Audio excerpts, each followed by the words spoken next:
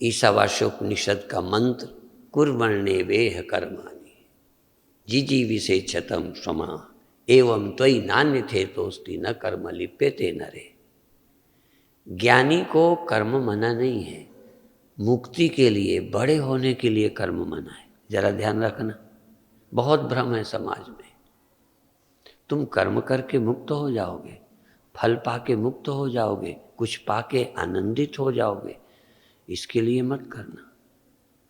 भगवान कृष्ण कहते हैं कर्मण्येवाधिकारस्ते माँ फलेषु कदाचन माँ कर्म फल हेतु भू माते संगोत्स अकर्मणि। तू फल के लिए कर्म मत करना, फल पाने का ख्याल भी नहीं आना चाहिए, और अकर्मण्य भी मत बनना। काम छोड़ना नहीं है, कामना रखनी नहीं है। हम लोग काम छोड़ने को फिर रहे हैं। कोई रास्ता मिल जाए, फिर चाहे ज्ञान के ही बहाने से ही, काम न करना पड़े। इसलिए जितना साधु निकम्मा निठल, उतना संसार में शायद ही कोई हो।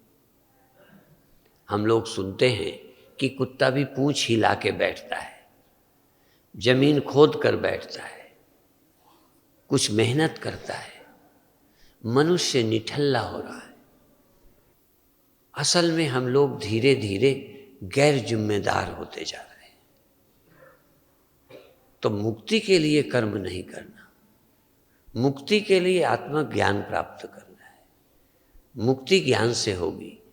कर्म राष्ट्र के लिए, समाज के लिए, अपने लिए नहीं। एक किसी से मैंने सुना था, कर्म दूसरे के लिए, ज्ञान अपने लिए रखो। पर उल्टा हो गया, हमारा सारा ज्ञान दूसरे के लिए, कर्म अपने लिए है। हम कर्म अपने लिए कर रहे हैं, पैसे वाले बनने के लिए, बड़े बनने के लिए, बड़े कहलाने के लिए हम काम करते हैं अपने लिए, और ज्ञान पढ़ते हैं पुस्तकें दूसरों के लिए। जबकि ज्ञान अपने लिए, आत्मज्ञान अपने लिए, शांति अपने लिए, पूर्णता अपने लिए, और धन श्रम दूसरे के लिए। यदि ये हमारे ख्याल में आए तो बात बन सकती है। अभी हम चुनाव भी अपने लिए लड़ते हैं। कितने हैं जो चुनाव समाज के लिए लड़ते हैं? कितने शादी दूसरों के लिए करते हैं? कितने पुत्र राष्ट्र के लिए देते हैं? कितना अपना दिमाग और श्रम समाज को दे रहे हैं? हम सब अपने लिए मरे जा रहे हैं। थोड़ा ज़्यादा करते हो तो अपने बच्चों के लिए। इसलिए यहाँ की शक्ति परिवार में लगी है। हर आदमी परिवार के लिए मर रहा है। सुबह से शाम तक कमाई तुम्हारी परिवार के लिए। कुछ बाबा लोग हैं जो तुमसे तरीके से निकाल लेते हैं, वो तुमसे भी ज़्यादा खिलाड़ी है। नहीं तो तुम तो अपने बेटे के लिए रख के मरने वाले हो, अपने नाती के लिए सोचने वाले हो। चोरी भी की, बेईमानी भी की, ठगी भी की, धोखे भी दिए, तो अपने परिवार को अमीर बनाने के लिए। बूथ कैप्चरिंग की अपने बेटे को चुनाव जिताने के लिए। राम जन्मभूमि का आंदोलन छेड़ा तो आगे टिकट मांगने के लिए। यहाँ का व्यक्ति अपने स्वार्थ के लिए मरता है, अपने लिए मर रहा है। और मैं कहना चाहता हूं, स्वार्थ से मुक्त हो जाओ। तुम्हारा अपना कोई काम ही बाकी नहीं है। आत्मा का चिंतन अपने लिए, परमात्मा का सुमिरन अपने लिए, ये अपने कल्याण के लिए, अपनी शांति, अपनी पूर्णता पैसे से नहीं, अपनी पूर्णता पद से नहीं। हमारा मन नहीं भरने वाला। अपने भरने के लिए ब्रह्म चाहिए, और राष्ट्र को भरण पोषण के लिए श्रम चाहिए। ये ध्यान रखना, नहीं तो तुम आलसी बन जाओगे। कहीं उपनिषद सुनकर, अपरोक्षानुभूति सुनकर, आत्मबोध सुनकर, हमारे प्रवचन सुनकर वैसे तो पहले ही देश के नेताओं ने तुम्हें बर्बाद कर दिया है, कई आरक्षण के नाम से निकम्मा बनाया है, कई सहायता के नाम पर निठल्ले बनाया है। और ये कोई देश के लिए नहीं कर रहे, सिर्फ इलेक्शन का ख्याल रख के कर रहे हैं।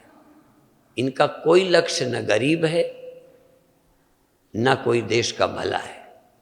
इनकी सोच ही स्वार्थ से जन्मती है, अपना जुगाड़ बिठाते रहते हैं। धन्य हैं वो लोग जिनको अपने बड़े होने के लिए धन नहीं चाहिए, अपने बड़े होने को पद नहीं चाहिए, अपने बड़े कहलाने के लिए कुछ नहीं चाहिए, और अपने जीने के लिए, अपनी तृप्ति के लिए इंद्रियां नहीं चाहिए। अपनी तृप्ति के लिए, अपनी तृप्ति के लिए केवल मेरी आत्मा ही पर्याप्त है। इसके बाद जो मेरा शरीर है, मेरी इंद्रियां हैं, ये सेवार्थ हैं, परार्थ हैं, अन्यों के लिए। सुबह से शाम तक हमारा शरीर परोपकार के लिए, दूसरे के भले के लिए, क्योंकि काम अपना बचा ही नहीं।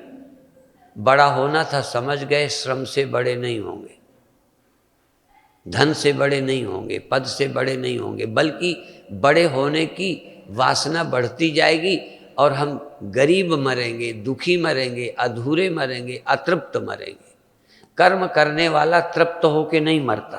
फिर ध्यान देना, जो तृप्ति के लिए कर्म करता है वो तृप्त होके नहीं मरता, अतृप्त मरता है।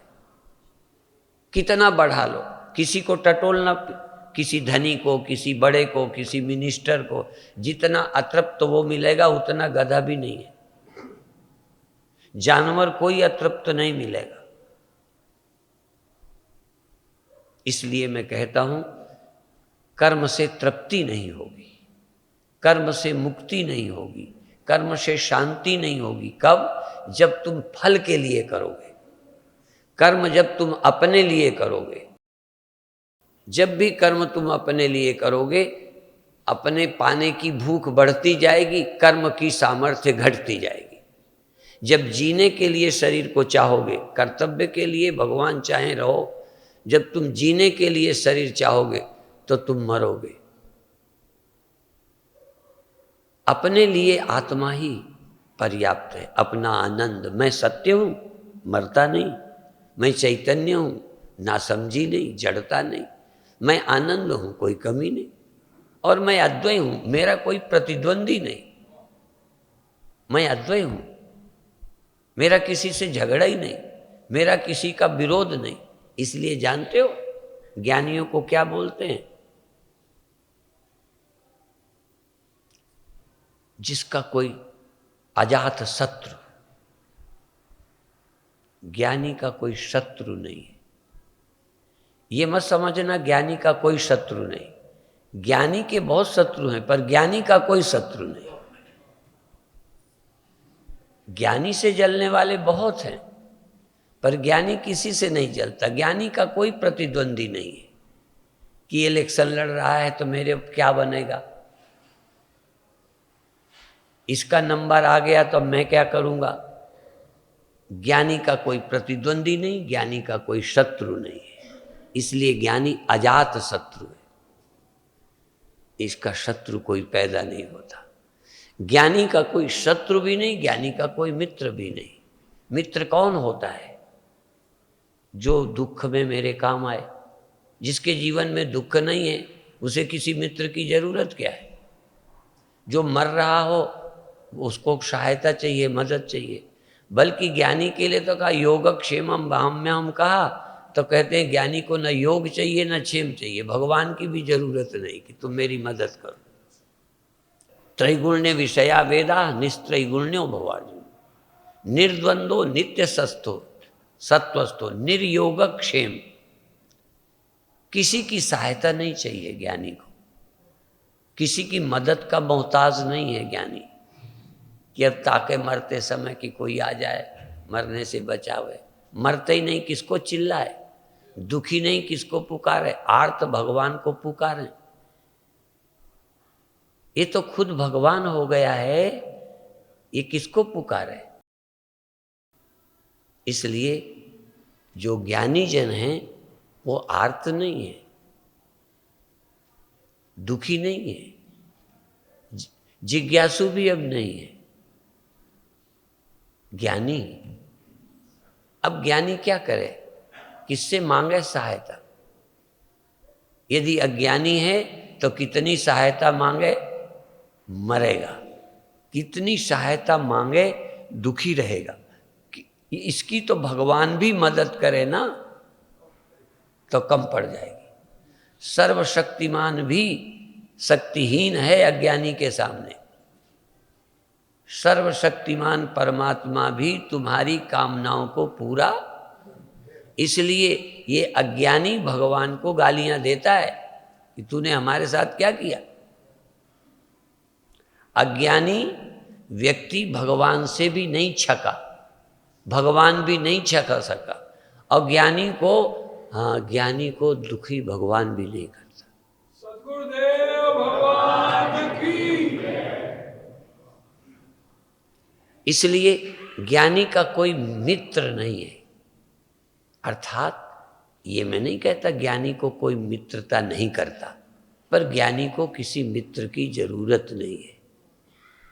और ये भी नहीं कहता कि ज्ञानी से कोई शत्रुता नहीं रखते, पर ज्ञानी का कोई शत्रु नहीं है, क्योंकि बिगाड़ेगा क्या? जिसको बिगाड़ता है वो ऐसे ही बिगड़ जाना है, वो मदद ही कर रहा है। जो कचरा मुझे फेंकना था आके झाड़ू वो लगा गया, तो क्या मैं कहूँ उसे शत्रु? जिस शरीर को मरना ही है, तू मार भी गया तो क्या बिगाड़ देगा? मरने वाले को मारेगा, अविनाशी को तू मारेगा नहीं, तो मरने वाले को मार के तूने मदद ही की है, थोड़ी जल्दी किए। जो कचरा देर में जाना था, ये तो समझो जैसे जो गंदगी हमें करनी थी, मलमूत्र करना था, तुमने यनीमा लगा के और जल्दी कर दी, पेट साफ हो गया, और क्या करेगा? तो ज्ञानी आदमी का नुकसान कौन करता है? और यदि अज्ञानी है तो उसे नुकसान से कौन बचाता है? अज्ञानी को नुकसान से बचाएगा कौन, और ज्ञानी को नुकसान पहुंचाएगा कौन? इसलिए ज्ञानी का न कोई शत्रु है न मित्र है। ज्ञानी का कोई अपना नहीं, कोई पराया नहीं, क्योंकि वो व्यापक है। कल भी मैंने कहा था, न द्वेष्योस्ति न प्रिया, न उसका कोई दुश्मन है, द्वेष किससे दुश्मनी करे, न कोई प्रिय है। समः शत्रौ च मित्रे च, समः शत्रौ च मित्रे च तथा मानापमानयो। इसका मतलब शत्रु होता है, इसका मतलब मित्र होता है, पर ज्ञानी शत्रु और मित्र में समान होता है, क्योंकि शत्रु उसका नुकसान करेगा नहीं, मित्र उसको सहायता करेगा नहीं। मान लो शरीर छूटने लगे तो मित्र क्या करेगा? तुम्हारे लोग क्या करेंगे ये बताओ? तुम जब शरीर छोड़ोगे तो छोड़ने से बचाने के लिए तुम्हारे मित्र, तुम्हारे परिवार के कितनी मदद करेंगे। इसलिए मित्र क्या है तुम्हारे। और मारने के अलावा करेगा क्या शत्रु? सो पहले ही तैयार बैठे हैं, मरे मराए को लिए हैं। तुलसीदास यही तो कहते हैं, मरे मरेन को ले चले, मर गए रोवन हार, तुलसी इस संसार में मरे भरे हैं जा। अब मरे मराए को कोई मारता है तो बेवकूफ ही है। जिंदा को कोई मारे तो बात है, वो जिंदा ही नहीं है। जिंदा मैं हूं तो मुझे मार नहीं सकता, ये मरा मराया है, इसको क्या मारेगा? वैसे सच्चाई भी यही है कि जीवित तो तुम हो, ये तो पहले ही मुर्दा है, तो तुमको अलग कर देता है तो तुम मर नहीं जाओगे। मान लो देह का वियोग होगा तो वियोग होने से मैं तो वैसे ही जीवित हूँ, जीवित रहूँगा, मैं मरूंगा नहीं। और ये मरा मराया है, बल्कि जुड़े होने से थोड़ा गड़बड़ है। जब तक जुड़े हो तब तक थोड़ी गड़बड़ है, नहीं तो दोनों मुक्त हो गए। गिरधर ने एक कुंडलिया लिखी है, पर दूसरे ढंग से, पर यहाँ घटाना है। गिरधर लिखते हैं, पापी छूटे पाप से, पुनि पापी से पाप। पापी छूटे पाप से, अपुनि पापी से पाप। पापी से पाप छूट जाता है और पाप से पापी, दोनों छूट, मुक्त हों युग परस्पर। पापी छूटे पाप से, पुनि पापी से पाप, मुक्त हों युग परस्पर, जपो शिवोहम जाप, दोनों मुक्त हो जाए। पाप भी ऐसे ही, शरीर छूटा तो दोनों मुक्त, हम भी मरने से मुक्त हो गए, ये भी मरने से मुक्त हो गए। शरीर छोड़ने के बाद तुम किसी को मार कर दिखाओ, तुम्हें 1 लाख दूंगा। शरीर छोड़ने के बाद तुम आत्मा को मार के दिखा दो, जीव को सता के दिखा दो, या शरीर को मार के दिखा दो। तो मरे मराए को आप जलाते रहो, भूनते रहो, दफनाते रहो, करोगे क्या? मरे मराए को मारते रहो, वो तो मरा ही पड़ा।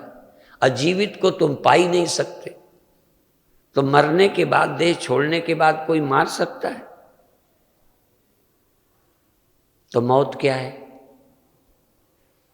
आज के प्रकरण में मौत क्या है? मैं देह हूं ये ख्याल। न तुम मरते हो न देह, मैं देह हूं ये ख्याल ही मौत है, और मैं देह नहीं हूं यही ख्याल अमृत है। और कोई उपाय नहीं है। पर ये तुमको लगता है तो बातें हैं। गुरुओं की बात, ग्रंथों की बात तुम्हें सिर्फ बात लगती है, असली तुम्हें अपना अनुभव लगता है कि शरीर छूट जाएगा तो हम मरेंगे नहीं, ये तो ख्याली बातें हैं। असल में तुम शरीर से जीवित हो, ये ख्याल ही झूठ है। बिजली बल्ब से जीवित नहीं है, बिजली बल्ब के कारण जीवित नहीं है। हाँ, बल्ब के कारण शायद जीने का भ्रम हो रहा है,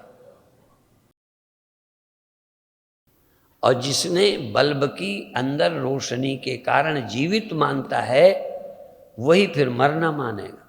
फ्यूज हो जाने पर, बल्ब फूट जाने पर, बल्ब उतर जाने पर मृत्यु का भ्रम होगा, जबकि मरेगा कोई नहीं। बल्ब वैसे ही बेकार था, बिजली कहीं गई नहीं। कभी गहराई से देखो, पर ये बार बार सोचो, बार बार सोचो। ये 1 मिनट में बात जमती नहीं है, बार बार विचारो, चिंतन करते रहो। जैसे धन का चिंतन करते हो, पद का करते हो। अभी धन का चिंतन सुखी होने के लिए करते हो, पद का चिंतन बड़े होने के लिए करते हो, सहयोग की आशा नासमझी से करते हो। आप अपने लिए किसी की अपेक्षा न रहे, अपने लिए तुम निरपेक्ष हो जाओ। बाकी जब तक जीना तब तक शीना, बिल्कुल 2 तरह से। जब तक जीना तब तक शीना, और एक अर्थ है जब तक जीना तब तक शीना। शी मत करो, रो मत, शीना। मरने के बाद क्या सीना? जब तक जीना तभी तक सुखी रहना, जब तक जीना निर्भय रहना। ये पहचान है कि तुम ज्ञानी हो। यदि तुम निर्भय हो, निश्चिंत हो, संतुष्ट हो, तो तुम ज्ञानी हो। यदि तुम्हें संतुष्ट होने के लिए किसी की मदद नहीं चाहिए, तो तुम ज्ञानी हो। इसलिए ज्ञानी मुक्त होता है, ज्ञानी स्वतंत्र होता है। ज्ञान से ज्यादा तुम्हें स्वतंत्र करने वाला कोई नहीं। जब तुम मनमानी करके कहते हो हम स्वतंत्र हैं, तो स्वतंत्र कम गुलाम ज्यादा हो। जितने मनमानी करते हैं, चाहे पिक्चर देखने में, चाहे मैरिज करने में, चाहे कपड़ा पहनने में, जितने मनमानी करते हैं, वो कहते तो हैं हम स्वतंत्र हैं, पर सबसे ज़्यादा गुलाम वही है। ये ज़्यादा जो मनमुखे कहें ना कि हम तो स्वतंत्र हैं, कहते तो हमें तो पहली बार गुलाम देखने को मिला। पद के गुलाम, पत्नी के गुलाम, वस्तुओं के गुलाम, वासना के गुलाम, इंद्रियों के गुलाम, खाने के गुलाम, रोटी के नहीं, स्वाद के। यदि सबसे कम कोई गुलाम है, सबसे कम सिर्फ रोटी की जरूरत रह गई, कपड़े की और किसी झोपड़ी की, सबसे कम जरूरत, गुजारे भर की इतनी सी रह गई रोटी खाना पड़ता है, नहीं तो वो भी छोड़ देता। कपड़ा पहनना पड़ता है ठंडी गर्मी में, नहीं वो भी छोड़ देता। उसकी भी शौक नहीं है। रोटी, कपड़ा और मकान, महल नहीं चाहिए। सबसे रद्दी मेरा कमरा है। हमने बरामदे में और घास के मैदान में रहे हैं। अच्छा, तुम क्या मानते हो, इस आश्रम में मुखिया मैं हूं ना? हमारे भक्तों के देखो, अभी अभी ये पटियाला वालों ने एक बढ़िया हाल बना लिया है। हमने क्यों नहीं बनाया? मैं इसलिए नहीं कहता कि तुम मेरे ऊपर श्रद्धा करो, इसलिए कहता हूं कि ख्याल करो थोड़ा अपना भी, कि तुम अपने लिए मरे जा रहे हो। तुम्हें अपना कमरा अच्छा चाहिए, तुम्हें तो अपनी बीबी अच्छी चाहिए, तुम्हें अपने कपड़ा अच्छा चाहिए, तुम्हें अपना बेडरूम अच्छा चाहिए, और तुम्हें अपने प्रशंसक चाहिए।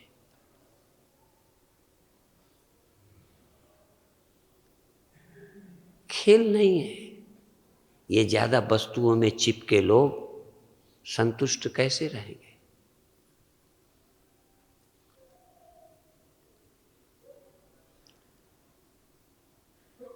आपका पहनना, आपका ओढ़ना, आपका बिछाना, आपका खाना, आपका रहना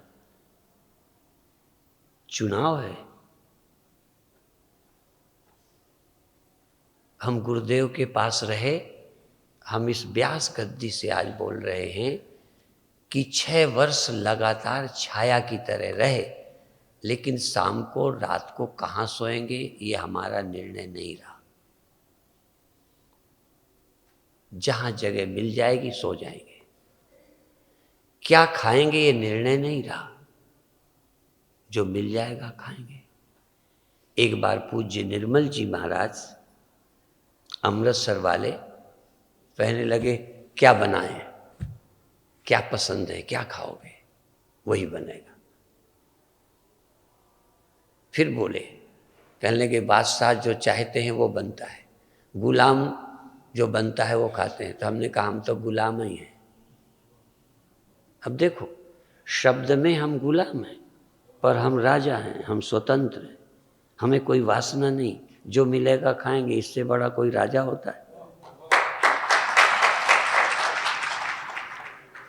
और जो चाहेंगे वो बनेगा, जो चाहेंगे बनेगा। ये राजा कब तक रहेगा? ये जो पदों के बल पर राजा बनते हैं वो गुलाम होने वाले हैं। राजा होना भ्रम है, गुलाम ही ज्यादा है। इसलिए स्वामी राम एक बार जहाज में चढ़े, उसी में एक राजा चढ़ा। स्वामी राम ने पूछा कौन है? कहनी है राजा। स्वामी राम टिकट छोड़ के वापस आ गए। कहते हैं एक जहाज में 2 बादशाह नहीं जा सकते। लोगों ने पूछा तुम काहे के बादशाह? कहनी ये काहे का बादशाह? कहनी ये राजा है। कहने लगे ये राजा है किसी का, ये उतार दिया जाएगा, मैं अपने आप का राजा हूं, मुझे कोई गद्दी से उतार के दिखा दे।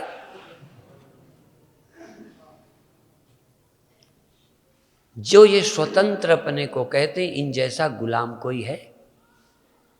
कामी आदमी गुलाम होता है, लोभी आदमी गुलाम होता है। ये गुलाम है। इनके द्वारा तुम बनोगे, तुम आत्मा नहीं हो। अपरोक्षानुभूति में है कि शरीर कई चीजों से बना है, तुम किसी से नहीं बने। पर अज्ञानी बहुत चीजों से, पैसे से बना है धनी, पदों से बना है बड़ा, वस्तुओं से हुआ है सुखी। अज्ञानी भी मिल के बना है। केवल ज्ञानी है जो किसी के मिल के नहीं बना, शुद्ध है, वो अकेला है, उसमें कोई मिलावट नहीं है। जिसमें मिलावट नहीं है वो आत्मा शुद्ध है। कुछ मिलाने की जरूरत ही नहीं।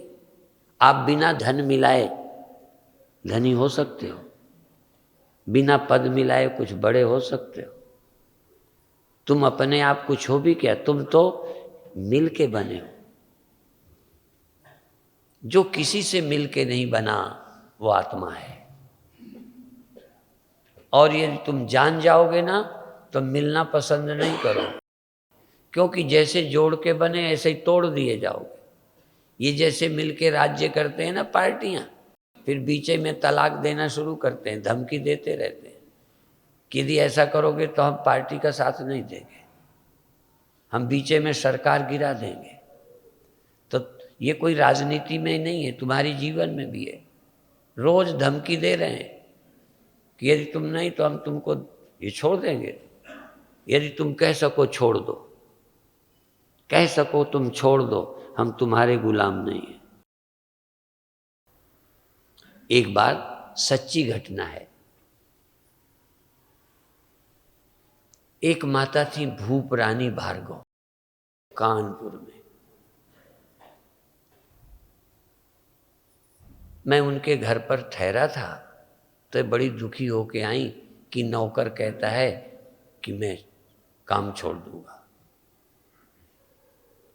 नौकर धमकी देता है मालकिन को कि मैं काम छोड़ दूंगा। तो मैंने कहा क्या बात है? कहने लगे फिर काम कौन करेगा, ये क्या होगा। उस दिन मैं बहुत सोचता रहा। उनको तो नहीं कहा, सेठानी थी, उन्हें दुख होता, पीड़ा होती, अपमान लगता, उनको तो नहीं कहा। पर मैं सोचने लगा कि ये गुलाम है नौकर की कि नौकर गुलाम है इनका।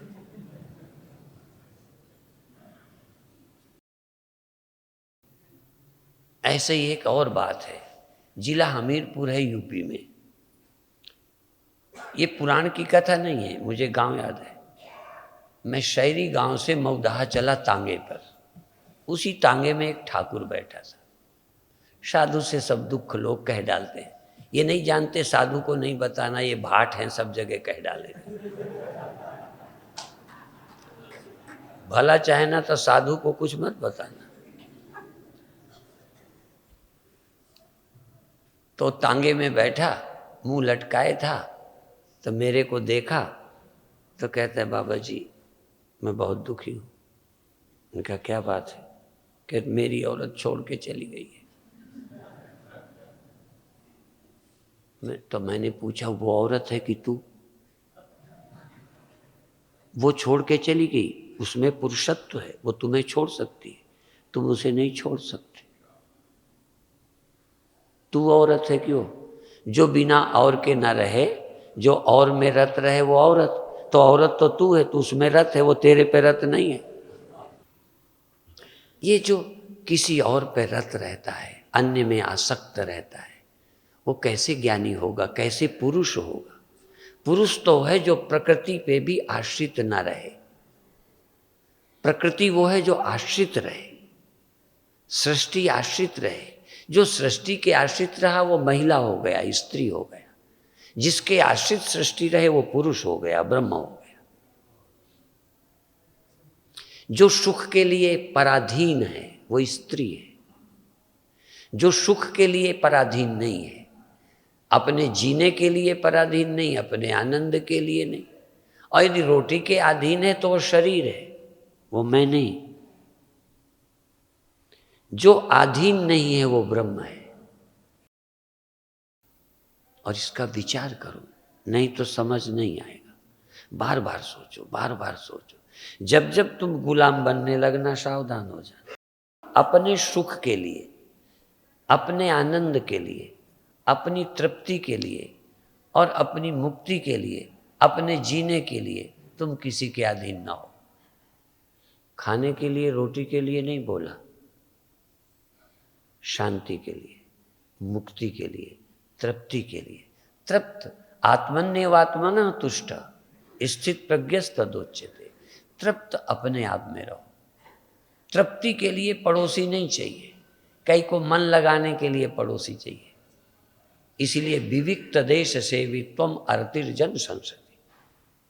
जो एकांत रहता है, किसी की जरूरत नहीं। शिविर में यदि तुम अकेले होते ना तो तुम भाग जाते।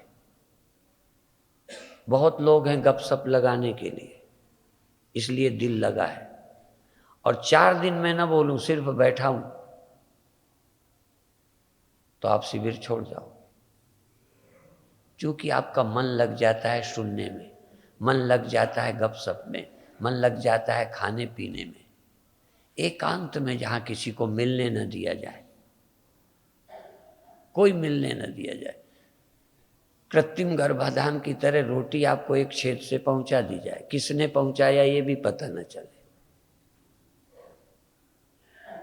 आप भाग जाओ, आपका मन नहीं लगेगा, क्योंकि मन आपका और में लगता है। जिसको अपनी तृप्ति के लिए दूसरा नहीं चाहिए, अपने आनंद के लिए किसी और के चिंतन की, याद की जरूरत नहीं है। फिर याद रखो, साईं इतना दीजिए जामे कुटुंब समाए, मैं भी भूखा न रहूं, अतिथि न भूखा जाए।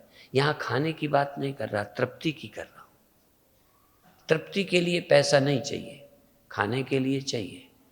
तृप्ति के लिए कपड़ा नहीं चाहिए, अधिक कपड़े जो पहनते हैं, सजते हैं, वो तृप्ति के लिए। इसलिए अभी मुक्त हो जाओगे, पर तृप्ति किसी से मत लेना। यदि किसी से तुम तृप्त नहीं होते हो, अपने आप में तृप्त हो, तो तुम मुक्त हो। आत्मन्येव आत्मना तुष्टा स्थित प्रज्ञस्तदोच्यते। जो अपने आप में तृप्त है वो ज्ञानी है, वो स्थित प्रज्ञ है। अपनी शांति के लिए कोई कुछ बातें सुनाए। मैंने बहुत बार कहा, ट्रेन में मुझे मिलते रहे। अब मैं कम चलता हूँ ट्रेन में, और चलता हूँ तो कई बार वो अच्छे डिब्बों में रहता हूँ तो वो लोग ज़्यादा बात नहीं करते, कोई कोई मिल जाता है। तो मेरे से कहते थे, बाबा जी कुछ सुनाओ, ये सच्ची बातें हैं, बाबा जी कुछ सुनाओ। मैंने कहा क्या सुन? कहीं कुछ भी सुनाओ। मैंने कहा क्यों? कहने लगे समय पास हो जाए। अब बिना बातचीत के समय नहीं कटता। ये जो बूढ़ों का समय नहीं कटता ना, पहले काम करते थे, बच्चों के काम में लगे थे, धंधा करते थे, टाइम कट जाता था। अब बूढ़े क्या करें? दुकान लायक रहे नहीं तो ताश खेलते, टाइम काट रहे। टाइम नहीं कटता, अकेले में चैन नहीं है। चार मिल जाएंगे बूढ़े, गपशप लगाएंगे।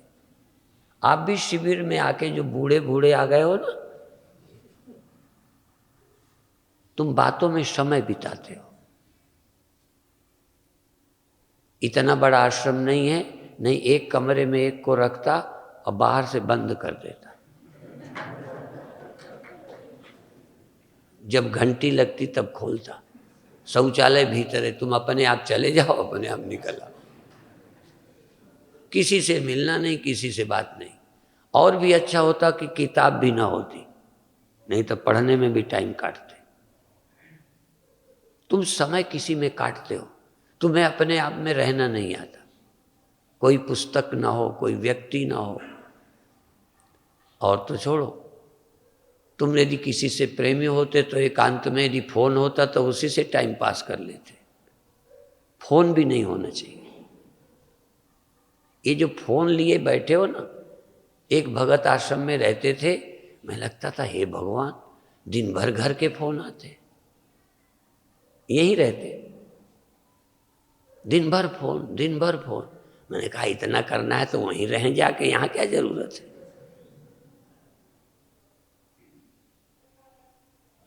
एक बच्ची साधिका यहाँ आई थी, उसका फोन मैंने छीन लिया, कई का फोन छीना। ये फोन बहुत बड़ा रोग है, जिसको मनाया मिला लिया, गपशप लगा रहे। ये बच्चे कहते आज तुम्हारे घर में क्या बना है? एक महात्मा पापड़ बेल के साधु बने थे, तो थोड़ा साधुओं की हालत भी देखते थे, बहुत जरा खतरनाक बोलते थे। वो कहीं जाने लगे तो किसी ने पूछ लिया कहाँ जा रहे हो? आखिर तुझे पूछने की क्या जरूरत, कहीं जाएगा? तेरी अटकी क्या है? तू क्यों जानना चाहता है? तेरी उत्सुकता क्या है? टाइम जाया करता है। तुम कितने दिन रहोगे? मैं जिंदगी भर रहूंगा, लो क्या करोगे? मैं कल जा रहा हूं, कब जाओगे? मैं आज ही जा रहा हूं, तो क्या है, तुम भी जाने वाले होगे? माने जो नहीं पूछना उसमें टाइम लगाते हो, उतना टाइम आप आत्मचिंतन में लगाते। जो नहीं पूछना चाहिए पूछते हो, बोलने की आदत पड़ी है, इसीलिए कुछ दिन मौन रहो। बिना बोले काम चलेगा, पर अभी लगता है जैसे बिना बोले रहा ही नहीं जाता। मौन रहने पर पता चलेगा कितना बोलना जरूरी होता है, कितना हम व्यर्थ बोलते हैं। उपवास करने पर पता चलेगा कितना हम जरूरत पे खाते हैं और कितना बिना मतलब चरते रहते हैं। आप जब चिंतन करेंगे कल्याण का तो पता चलेगा कितना हम व्यर्थ चिंतन करते हैं, व्यर्थ जिसका कोई मतलब नहीं है। आप अपने समय को सार्थक करो, और जब जीवन सार्थक हो जाए तब समाज के काम में लग जाओ। जागो और जगाओ, सबको समय है ऐसा आया। जागो और जगाओ, जीवन को धन्य बनाओ। प्रातःकाल आपको सुनाया था, ब्रह्मैवाहम क्षमा शांता सच्चिदानंद लक्षण नाहम देहो असद रूपो ज्ञान मित्युच्यते बुधई। बुद्धिमानों ने इसे ज्ञान कहा है कि मैं देह नहीं हूं, इसे ज्ञान कहा है। मैं पढ़ा हूं, लिखा हूं, धनी हूं, गरीब हूं, ये ज्ञान नहीं कहा। ये तो अज्ञान का स्वप्न है। तुम हुए कुछ नहीं हो, बेवकूफ हो, ना कुछ हुए ना होके रह सकोगे, और डरते और रहोगे। 2 दिन धनी रहोगे, आगे डरना शुरू करोगे। गरीब नहीं डर रहा, धनी डर रहा। मिनिस्टर डर रहे हैं कि बीच में सरकार न गिर जाए, जनता नहीं डर रही। खूब गिरे, खूब ताली बजाएंगे, आनंद लेंगे। डरता है व्यक्ति जो किसी में फंसा है। इसलिए मैं देह नहीं हूं, ये न रहने वाला असत देह नहीं हूं, ब्रह्म हूं, चैतन्य हूं, ब्रह्म हूं, सर्वत्र हूं, सर्वत्र मैं हूं, मेरे बिना कुछ नहीं है। आज तक मेरे बिना, तुम्हें लगता है कि मेरे बिना दुनिया रहती है, वो भी जीव दृष्टि से सोच पाए हो। तुम नहीं रहोगे, देह छोड़ जाओगे तो भी ये हरिद्वार होगा, क्योंकि तुम अपने को अभी आभास मात्र मानते हो। जीवाभास, चिदाभास, मात्र प्रतीति ज्ञान को ज्ञान माने हो, इंद्रिय ज्ञान को ज्ञान माने हो, इसलिए लगता है मेरे बिना जगत रहेगा। जब तुम समझोगे मैं ब्रह्म हूं, तब पता चलेगा मेरे बिना तिनका भी नहीं हो सकता। एक लहर सोचते हो कि मैं न रहूंगी तो ये रहेगा, ये लहरें रहेंगी, ये रहेंगे। एक मकान सोचता है उपाधि से कि मैं न रहूंगा, माने मकान न रहेगा तो ये बगल के आश्रम रहेंगे। ये जानते नहीं कि मैं मिट्टी हूं। जरा इसको पहले समझाओ मकान को कि तू है क्या, फिर इससे पूछ तेरे बिना कौन सा आश्रम रहेगा, कौन सी दीवार रहेगी, तेरे बिना है क्या। आज तुमको लगता है कि सब में मैं हूं, सब मेरे आश्रित है, ये कल्पना लगती है। जरा सा ये मकान जग जाए, अपने को जाने मिट्टी, तो दावे से ताल ठोक के कहेगा मेरे बिना कुछ नहीं। ब्रह्मज्ञानी कहता है मेरे बिना संसार नहीं है, मेरे बिना इंद्रियां नहीं है, मेरे बिना देह नहीं है। जीव के बिना देह नहीं है ये नहीं कहता। जीव तो सो जाता है, देह बना रहता है। जीव सो जाता है, इंद्रियां सो जाती हैं, दुनिया बनी रहती है। तुम्हारे बिना, मैंने तुमको कहा है, इसलिए तुम शब्द का वाच्य और लक्ष्य। तुम का वाच्य है देह, तुम का वाच्य है अंतःकरण, तुम का वाच्य है आभास। मैंने कहा तुम्हारे बिना संसार नहीं रहता। तुम शब्द का लक्ष्यार्थ चैतन्य ब्रह्म है। ब्रह्म के बिना कुछ नहीं। जब हम घड़े को कहते तेरे बिना कुछ नहीं रहता, अब सुनने वाला तेरे बिना, उसने सुना घड़े को कह रहा है तेरे बिना कुछ नहीं। वो कहता है ये बात गलत है, मेरे बिना तो बहुत कोई है। समझने का तो ढंग है। वो चुटकुला आपने नहीं सुना? एक अध्यापक स्कूल में पढ़ाता था, कई बच्चे प्रश्न करें तो जब तर्क से न समझा पाए तो कहते थे देखो ये लिखा है, ये लिखा है, ये किताब में, इस किताब में। तो बच्चों ने कहा किताब में लिखा है, हमें समझाओ तो। कहें किताब में लिखी बात सच्ची होती है, लिखी बात सच्ची होती है, लिखी बात प्रामाणिक होती है। बच्चों को शरारत सूझी, बच्चों ने एक पत्र लिख दिया कि पंडित जी तुम्हारी पत्नी विधवा हो गई है। समझ में आई? तुम्हारी पत्नी विधवा हो गई। अब अर्थ तो निकालना नहीं, लिखा जो है। अब वो पत्र आते ही प्रधानाचार्य से अध्यापक कहता है मुझे छुट्टी दे दो, मेरी घरवाली विधवा हो गई है। अब प्रिंसिपल ने भी सिर ठोका कि कैसे विधवा हो जाएगी। फिर सोचा चलो बहाने से छुट्टी मांग रहा है, दे देते हैं, एक दिन में क्या बिगड़ता है। छुट्टी दे दी, वो चला गया। रास्ते में एक गांव का मिला, कहने लगे आज पंडित जी दोपहर क्यों चले आए, बीच में क्यों छुट्टी करके आए। कहन तुम्हें नहीं मालूम। कहन क्या? कहन तुमने नहीं सुना। कहन क्या? कहन मेरी पत्नी विधवा हो गई। उसने भी सिर ठोका, वो और आगे बढ़ा, उसकी बहन मिल गई। तो बहन मिल गई, वो भी विधवा हो गई थी। भैया आज जल्दी कैसे चले आए? कि तू घर में रहती तुझे भी नहीं मालूम। कहन क्या? कहन तेरी भाभी विधवा हो गई है। बहन को कहता है तेरी भाभी विधवा हो गई। कहते भैया पागल हो गया है, तेरे रहते तेरी पत्नी